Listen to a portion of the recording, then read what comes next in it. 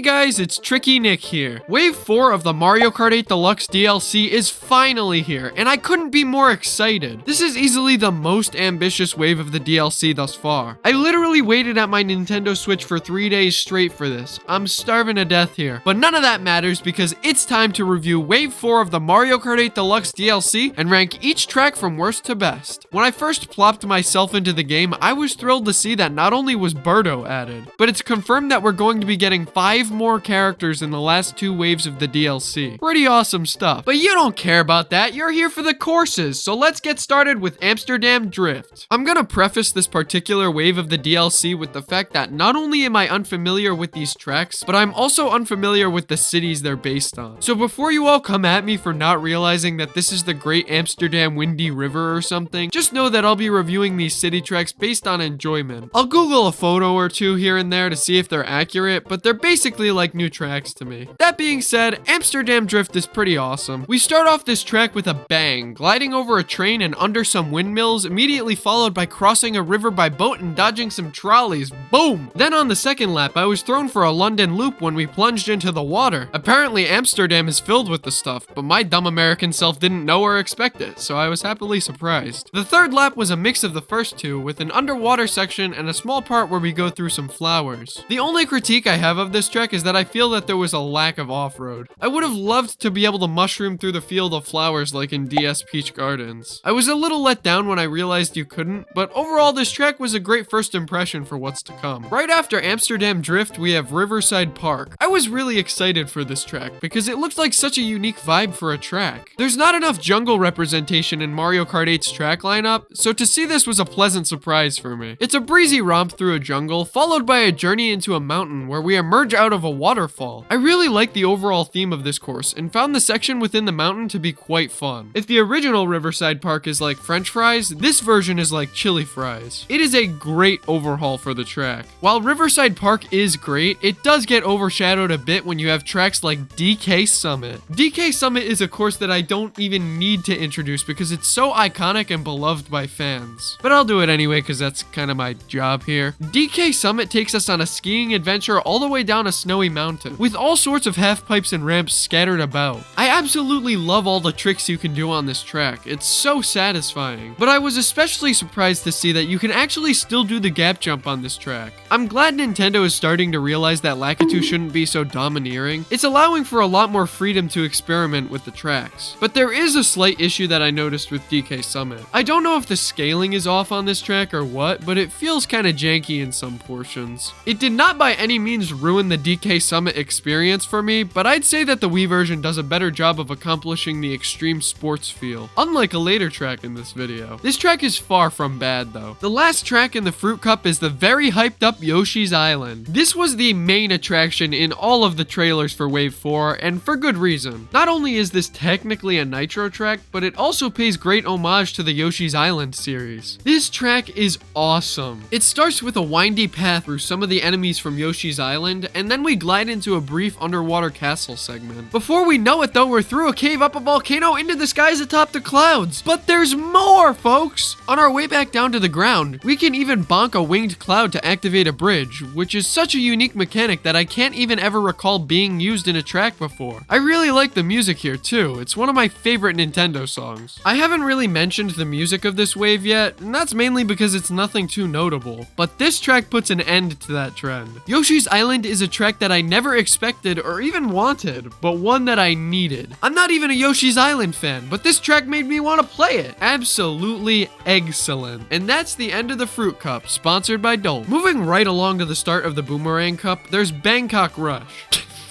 They named a track after an innuendo combined with slang for genitals. Where's all the penises? Oh, never mind. You grow up getting ball tapped by anyone who asks you the capital of Thailand, and you kind of forget it's a real place sometimes. The track itself is absolutely thrilling from start to finish though. It begins with a brief portion with some shallow water, and then we make our way into a vast city with so many branching paths and unique spots throughout. I especially like this part where we jump on all the tents. It's really nice. The cramped markets also feel really cozy. It's almost like there's actually a thriving community within this track. This is one of the few tracks that I've played in the DLC where I felt that after one race there was a lot that I missed. While most of the city tracks are quite intricate, this one just felt especially vast. I really like that about it though. It's unique, it's fresh, and it won't get stale after a few playthroughs. The only issue with the track that I found was the cramped spaces in some sections. It's kind of unrealistic to think that we'd be able to make a turn that's this sharp and this narrow. It's like a banana through a Cheerio situation. Everyone, it's time for the DS track that we've all been waiting for. The one that almost everyone predicted would be in the DLC. The fan favorite DS course that was a shoo-in for Mario Kart 8 Deluxe, DS Mario Circuit. Yeah, I gotta say, at first I was a little disappointed that Nintendo didn't end up adding Airship Fortress, but despite that, they did a really good job with Mario Circuit. It's way better than I expected. It's the classic DS Mario Circuit with extra fun and sun. I especially like that we drive all around Peach's castle throughout the track. There's a lot of slight improvements to the track that really elevated such a generic concept so that it doesn't feel bland. Maybe all this is my extreme bias for Mario Kart DS, but I had an amazing time with this track despite it being a very overused theme. The only thing that made me sad was that we can't actually go into Peach's castle. They blocked it off from paparazzi like me. I think DS Airship Fortress might have been the better choice to add in this spot, but I was still happily surprised with how DS Mario Circuit turned out. When I first heard that Waluigi Stadium was coming back to Mario Kart 8 Deluxe, this was the track that I was most hyped for by far. Remember when I mentioned there was a track that did the extreme sport feel way better than DK Summit? Well, you're looking at it, baby. Waluigi Stadium is chock full of rich detail, dynamic layouts, perfectly placed half pipes. I can't help but love it. It is so much fun to jump through the hoops of fire and dodge piranha plant cutouts with half pipes. While the layout of the track seems simple, it's filled with hills and valleys and other assets to make it complex. It feels like a demolition derby meets Mario Kart. It reminds me a lot of the Monster Jam shows I used to attend as a kid. Overall, Waluigi Stadium did a great job emulating an extreme sports feel in a Mario Kart course. This track has me wanting to hop off Niagara Falls in a barrel. The last track in the Boomerang Cup and Wave 4 of the DLC is Singapore Speedway. It's another fun ride through a city that I've got no dang clue what's supposed to look like, but I do know that you certainly shouldn't chew gum while on this track. Don't look that up. Despite my lack of knowledge on Singapore, I had a whale of time in the skyscraper pool segment and splashing through the fountain. By the looks of the photos I googled of the city, they've got a lot of the highlights in this course as well. This segment in the final lap here also reminds me a lot of Toad's Factory, which made me like it even more. If I had to critique it, I'd say there's just a tad too much driving in a straight line. These segments really feel like filler. And that concludes Wave 4 of the Mario Kart 8 Deluxe DLC. Overall, Wave 4 is the best yet by far. Everything looks great, the tracks are all fun, and we even got Birdo as an added bonus. But don't click off this video just yet, I promised a ranking of these 8 tracks, so let's do it. From worst to best, my ranking of the Wave 4 DLC tracks goes Amsterdam Drift, GBA Riverside Park, DS Mario Circuit, DK Summit, Singapore Speedway, Bangkok Rush, Yoshi's Island, and Waluigi Stadium. Let me be clear here, I don't think any of these tracks are particularly bad. In fact, they're all quite good, but it's just that some were slightly weaker than others. But Nintendo did a really good job here. Alright, that's all I got for you, now skedaddle! This Tricky Nick production was brought to you by Pal EX, Robert,